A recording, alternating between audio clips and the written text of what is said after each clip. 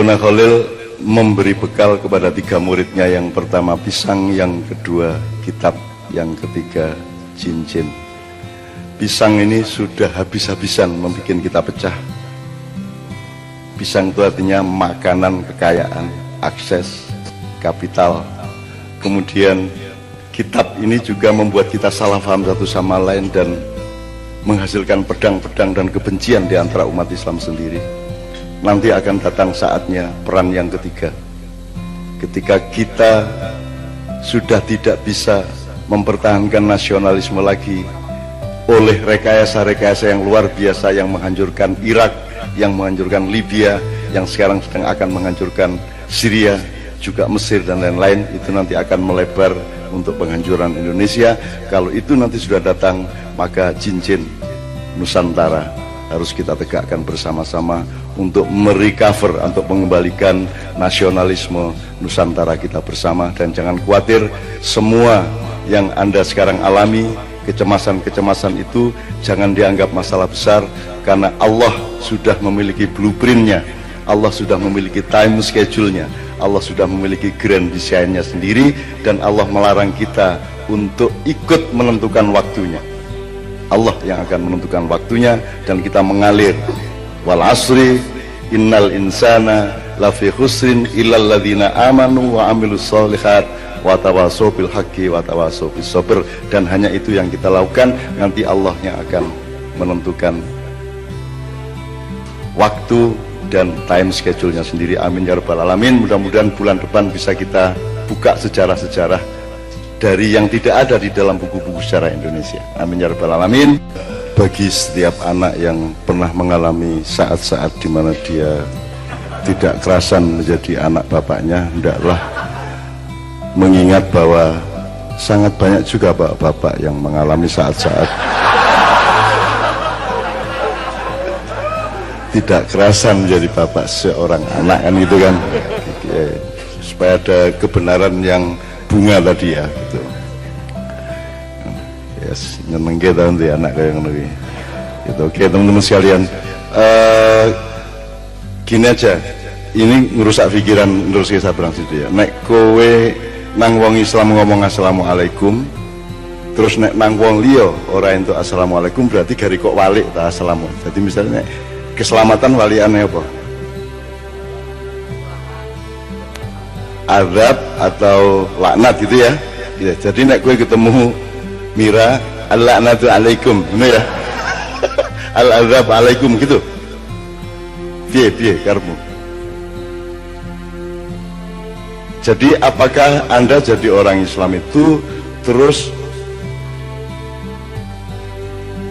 kudu nyirakake wong sing dudu Islam ngono apa piye? Karena dulu ribet loh assalamualaikum itu. Ribut dulu, sama dengan Natal tahun ini ribut juga. Dan kita makin mundur, artinya makin tidak pakai logika. Bahkan saya bilang sudah sampai ke tingkat syahadat tadi. Apalagi sekarang orang Islam dengar Yesus benci Yesus. Piye kok benci Yesus piye to kowe iki? Kuwi nabi Isa, kuwi nabimu. Kuwi Puntadewa kuwi. Nek ning wayang kuwi Puntadewa. Berdarah putih dia. Kok gue benci Yesus sih karena piye? Gue kan caranya nyebut teman-teman Nasrani Yesus, gue emang caranya nyebut tuh. Ya kayak Muhammad gini, nek menturun jauh ya Muhammad. Nang di Muhammad itu rek, ngono kan. Kalau di Rusia Magomed. Ada seorang pemain, ada petarung MMA namanya Magomed Rasulullah. Loh, jenenge kuwi Magomed, dia deloken ranking, dia di kelas berat ringan ya, light heavyweight ya. Jadi juaranya John Jones, terus nanti peringkat pertamanya itu sekarang siapa ya, Johnny siapa gitu bawahnya, terus peringkat kedua Lyoto Machida, peringkat dan seterusnya lah ya. Ada yang namanya Magomed Rasulullah lah, sing bener ki Muhammad Mahmed. Nek wong Norwegia ya Mehmet. Ana di Menturo Mehmet iku jenenge nek petik ngene iki Mehmeti.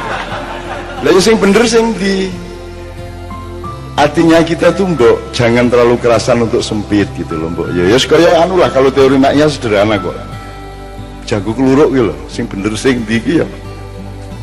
Sing bener ya PTE. Mongko PTE dhewe ora ngerti bener.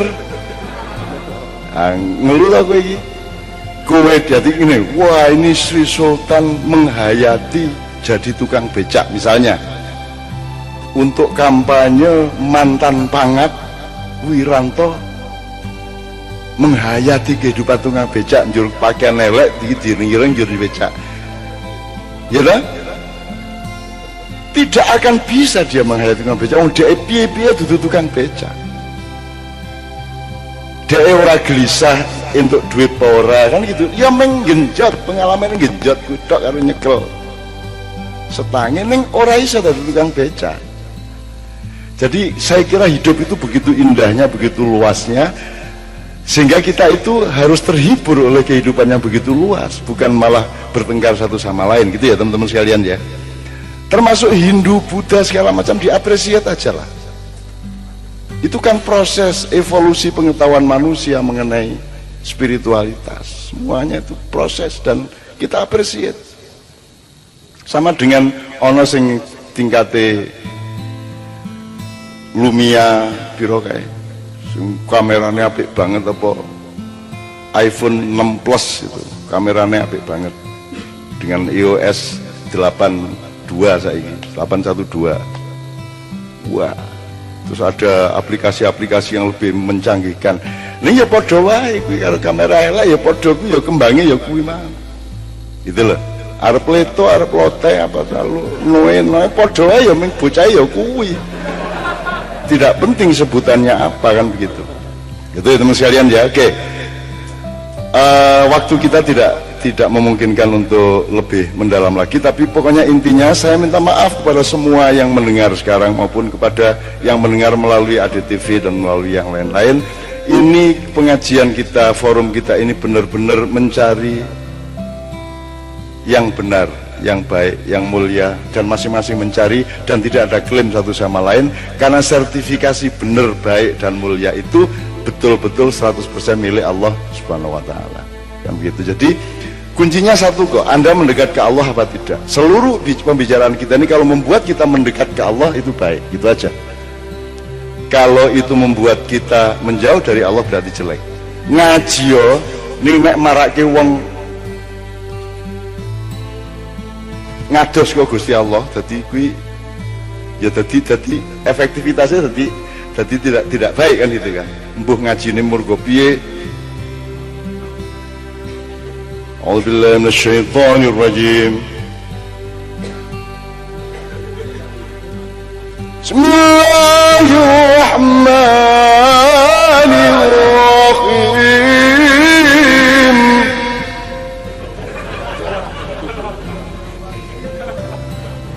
Wasari'u.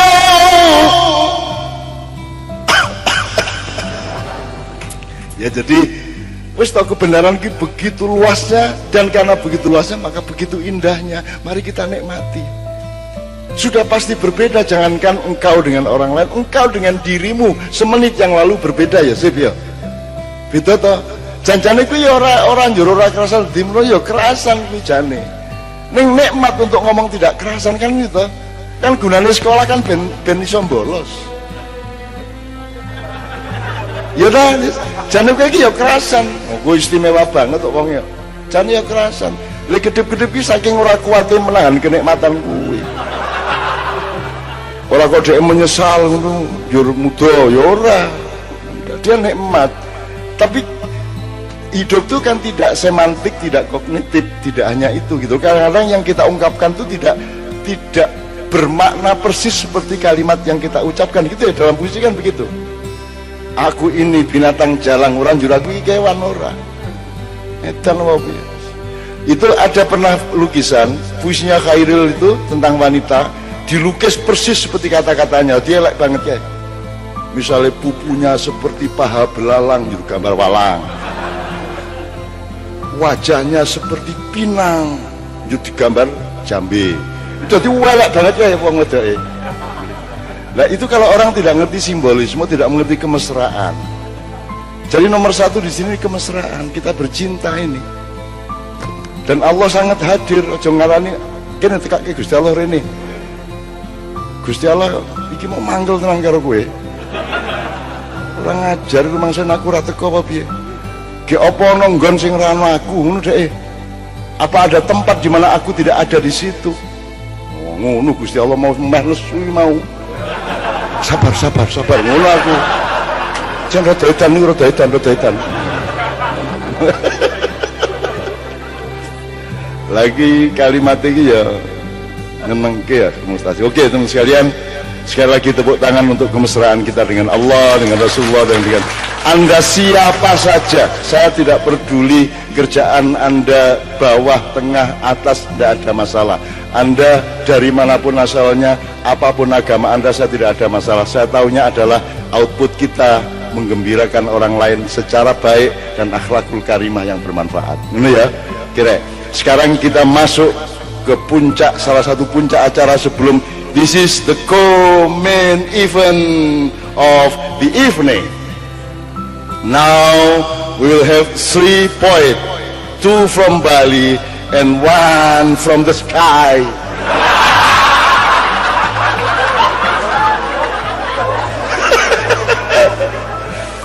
From the sky ya Mustafa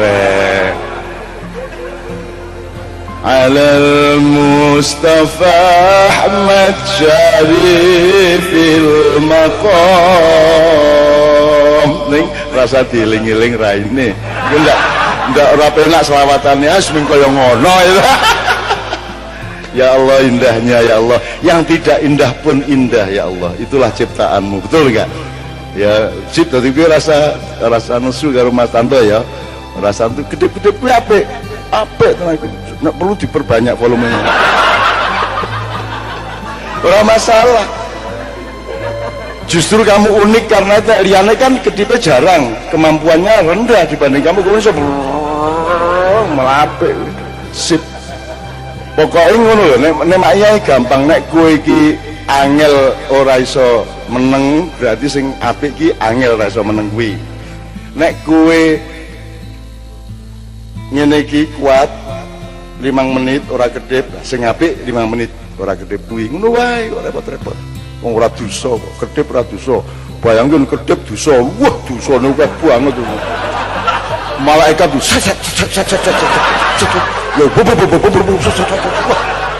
wah, akhirnya malaikat asisten nyatet. Jadi ra masalah, kedip-kedip ra masalah. Repot kedip ora entuk. Ora ana hadise, ora ana dalile, ada Pak? Ndak ada. Bagus to malahan. Oke, silakan ditingkatkan kedipannya. Ya. Jadi saya kira kita perlu mempelajari terus di rumah masing-masing, di pergaulan dan komunitas masing-masing, bahwa rahmatan lil alamin itu adalah satu sikap dasar, satu mindset bahwa orang Islam itu mengharapkan, mengupayakan, mendoakan agar semua di alam semesta ini mendapatkan ridho Allah, perkenan Allah, rizki Allah, rahmat Allah. Kan begitu? Jadi kalau saya tidak mengharapkan seseorang mendapatkan rahmat Allah, berarti saya bukan muslim. Kira-kira begitu kan kalau Islam itu rahmatan lil alamin. Jadi kalau saya mengutuk Anda itu, terus saya bilang Anda masuk neraka, dan saya gembira dengan pengetahuan bahwa Anda masuk neraka, berarti saya bukan penggiat rahmatan lil alamin, kan gitu kira-kira ya. Nah, tapi saya nggak menuduh juga, karena saya tidak ada ragu-ragu sedikit sama Islam. Gila apa? Cuman saya tidak yakin sama apakah saya ini sudah memenuhi Islam itu loh. Jadi bukan Islamnya yang saya ragukan, sayanya.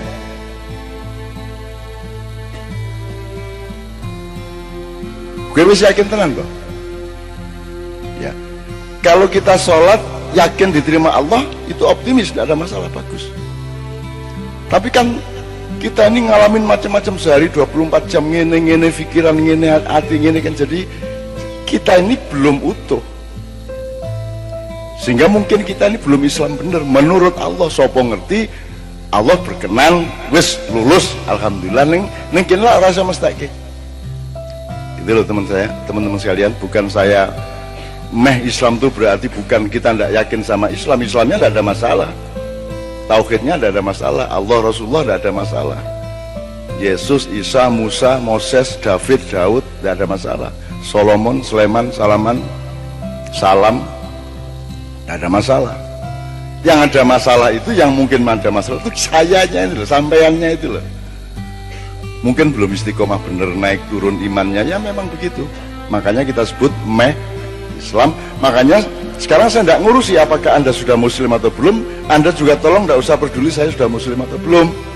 Yang penting kita saling belajar sing bener kui opo, kan begitu.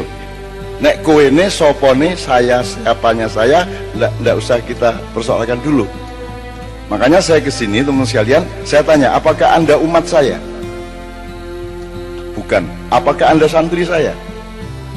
Apakah saya pernah mengakui atau meminta Anda menjadi santri saya? Apakah Anda pengikut saya? Orang kabeh itu, aku lak mengkoncamu tuh. Kan begitu. Saya apa tuh aku iki? Aku orang ngongkon kowe dadi anak buahku terus nganut aku. Justru kualik nek kowe rene iki untuk nganut aku, kualik kowe. Wong aku iki gelem rene iki ben kowe nganut Kanjeng Nabi kan ngono. Aku nek kowe manute aku Kanjeng Nabi kok liwat nang ngarepku terus nyindir. Pengikute oke ya, ngono ya jelas, mudarno aku. Kan gitu. Kan saya kesini ini untuk supaya Anda itu ngikut Rasulullah, bukan supaya Anda ngikut saya. Sebab saya juga pengikut Rasulullah. Gitu loh. Nah saya belum paham, saya belum tahu ilmunya. Pak Muzamil yang tahu Rasulullah itu Syiah apa Sunni, saya belum tahu. Sudah sih sebenarnya saya tegaskan sudah, tapi itu pribadi gitu. Apakah Rasulullah itu anggota MTA, saya tidak tahu. Apakah Rasulullah itu cocoknya sama Mu'tazilah apa Khawarij apa segala macam, saya nggak tahu. Jadi saya jangan ditanya soal Sunni Syiah aslinya. Saya tahunya itu ngikut Rasulullah dengan seluruh keindahan dan rahmat yang dipantulkan dari Allah Subhanahu wa taala. Ngono ya Rek ya, kira-kira ya. Mudah-mudahan tidak membuat siapa-siapa marah ya. Jangan ada yang marah kalau bisa ya.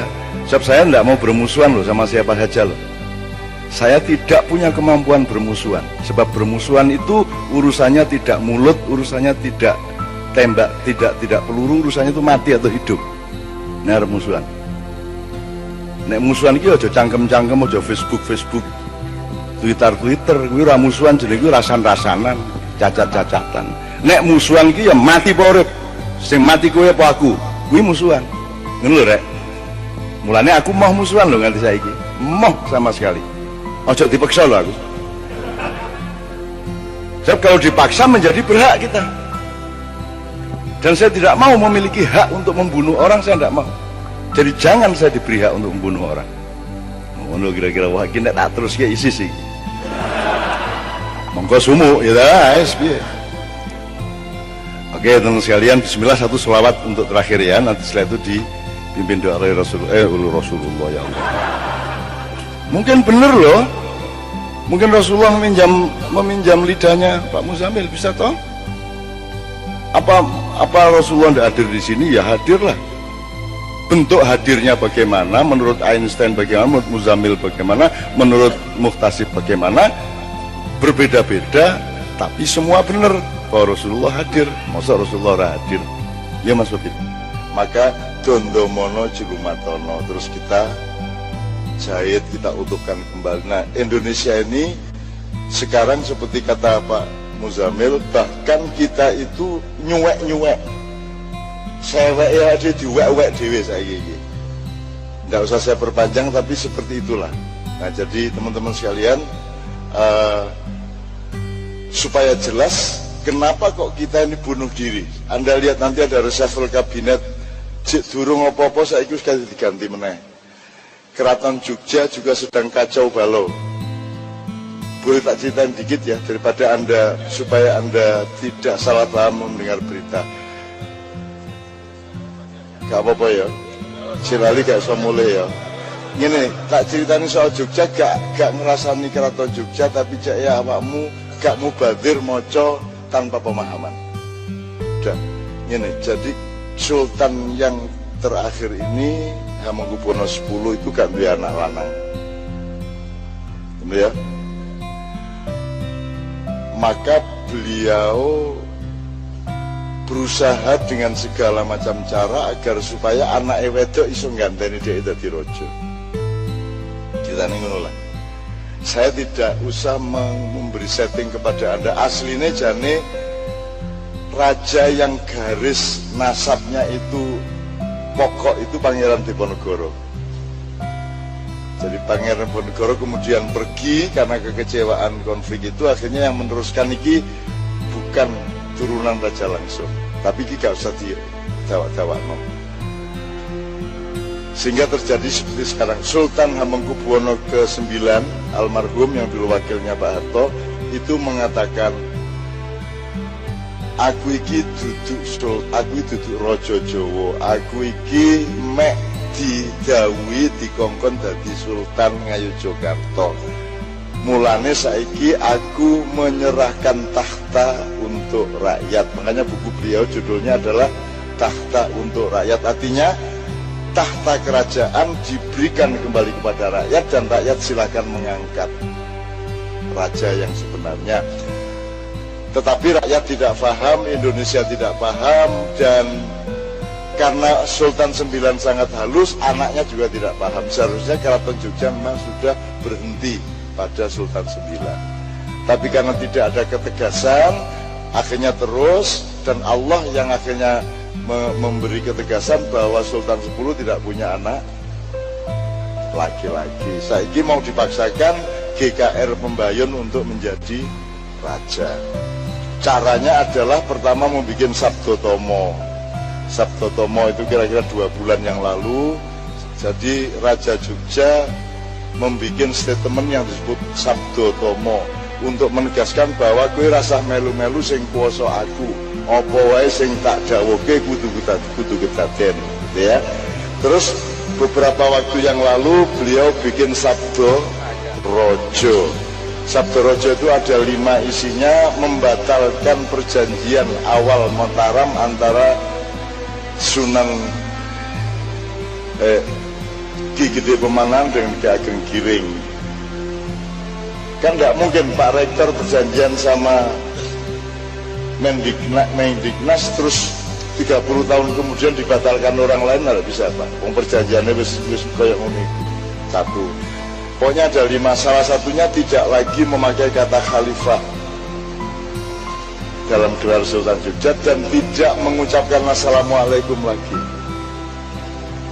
Itu yang membuat semua warga keraton terutama adik-adik beliau marah. Itu dalam rangka mencari cara. Jadi rumangsane Sultan 10 iki, rumangsane nek khalifah iku lanang. Nek khalifah bilang nih anak wedok iso dadi raja, padahal gak ngono dhek njaluk uruk aku. Nek aku gelem melok jahat tak kei dalane. Wong aku ratu sepuh. Jadi kudune nek kate ngilangi sing diilangi iku Sayyidin Panatagama iku diilangi. Nek Khalifatullah itu khalifah itu lanang ya wedok kabeh khalifah. Semua manusia itu khalifah. Jadi tidak ada perempuan. Jadi yang dihilangin jangan khalifahnya tapi Sayyidin Panatagama. Kalau Sayyidin Panatagama tidak dihilangin, nanti kalau Pembayun jadi Raja Jogja, gelarnya dia lupa bahwa gelarnya akan jadi Sayyidatin Panatagama. Jadi kayak karo bahasa Arab rojo iki. Siapa meneh karo. Nek karo lah kamu mlebu neraka ya. Padahal nek Sayyidatin gak oleh Panatagama. Gak iso wong wedok dadi imam. Iki Gusti Allah sing nentokno wis nganut ae gitu. Terus muring-muring adik-adik ini. Bahkan kemarin ada Sabdo Rojo yang kedua, anak sing wedok iki GKR Pembayun dikei gelar GKR Mangkubumi. Nah, selama ada kerajaan Jawa, Mangku Bumi ku gawe wong lanang. Gak ono kok Pangeran Mangku Bumi ada wedok. Yo kait wingi ku tok ono e. Dadi iki kacau balau. Nah sekarang adik-adiknya Sultan yaitu Yudakusumo dan Prabu Kusumo membuka kepada rakyat ini kalau sudah dilanggar tatanan-tatanan keraton ini, rakyat Jogja harus bergerak, harus kumrega gitu ceritanya. Nah teman-teman sekalian, Anda juga tidak usah cemas dengan ini semua, tidak usah ikut menikmati kesalahan. Mudah-mudahan Allah memberi petunjuk kepada semuanya. Gitu loh, saya tidak tahu apa yang akan saya lakukan, tapi nek Gusti Allah ndawi tak dandanane engko. Tak kandharane karo tak bisiane. Gitu loh, ngaku paling tuwek nek kono iku rek. Umurku itu saiki wis kira-kira 633 tahun. Cuman awakmu kenal aku sing saiki, sing aku winginane kon gak kenal. Nah, iki rumusnya ono di Quran gitu ya. Jadi gitu kira-kira Bapak. Sampai ndak usah menikmati, ndak usah. Pokoknya gak paham menengahi. Makanya kembali kepada kebodohan yang diceritakan Rasulullah. Ngene saiki ilmu dasare. Ono wong bodoh jenisnya papat. Siji satu, 4 macam orang bodoh. Satu, orang bodoh yang mengerti bahwa dia bodoh. Gitu ya. Jelas ya. Nomor 2, orang bodoh yang tidak mengerti bahwa dia bodoh. Nomor 3, orang yang tidak bodoh tapi mengerti bahwa dia tidak bodoh. Nomor 4, orang yang bodoh dan tidak tahu bahwa dia bodoh, tapi guayane kayak gak bodoh. Nah, kalau aslinya dari Imam Ghazali, rajulun yadri wa yadri annahu yadri, thumma rajulun yadri walakinnahu la yadri annahu yadri. Nomor 3, rajulun la yadri walakinnahu yadri annahu la yadri, wa rabi'an rajulun la yadri wa la yadri annahu la yadri wa huwa jahil murakkab, ka kerbau ditambah PT. Orang yang ngerti bahwa dan mengerti bahwa dia mengerti. Satu. Nomor 2, orang yang mengerti tapi tidak mengerti bahwa dia mengerti. Nomor 3, orang yang tidak mengerti tapi ngerti bahwa dia tidak mengerti. Mudah-mudahan kita paling tidak nomor 3 ini. Yang nomor 4 adalah orang yang tidak mengerti dan tidak mengerti bahwa dia tidak mengerti. Itulah pemerintah Indonesia yang sekarang. Ya. Jadi kalau Pak SBY itu ragu-ragu, minimum dia tahu apa yang diragukan. Nah yang sekarang ini ragu ya gak ro, gak ragu ya gak ro. Ini ya Rek ya. Bismillahirrahmanirrahim. Iki udan membantu kita untuk memperpanjang pelampiasan kerinduan kita ini. Tadi yang pertanyaannya Dadang mengenai MK, tadi saya tuh ya setengahnya dipaksa-paksa sama teman saya Pak Mahfud MD itu supaya saya ikut menjadi dihadirkan sebagai ahli sama Ulil sama Romo Muji. Intinya pokoknya undang-undang tahun 59 ya, 65 itu teman-teman dari Komnas HAM, dari bermacam-macam termasuk Gus Dur, Mas Dawa Meraharjo dan sebagainya itu mempertimbangkan itu perlu dicabut karena akan bisa menimbulkan subjektivisme politik sehingga merugikan kelompok-kelompok tertentu kan gitu dan seterusnya lah. Nah tadi datang semuanya, yang aktivis-aktivis liberal sama yang disebut radikal-radikal kan gitu, sedatang semuanya. Nah Ulil memberi saran ini harus dicabut. Tuh Pak Romo Muji juga dicabut, saya nggak usah dicabut. Saya kalau mau suruh nyabutin nggak mau, ketanggungan. Nek anjane dicabut, NKRI dicabut mulai. Itu demi Allah saya ya NKRI dicabut. sudah tidak legitimate ini negara. 80% kekayaan kita sudah bukan punya kita, jadi tidak sah ini negara ini. Gitu loh. Jadi kalau mau nyabut, untuk apa nyabut cacing-cacing kecil seperti ini? Cabut mesisan NKRI, kita bikin sesuatu yang baru, kita ambil tuh Freeport, kita kuasai kembali yang lainnya, kita lawan itu Amerika. Kita tunggu apa yang terjadi pada Obama di Bali nanti. Mossad sudah beredar di sana.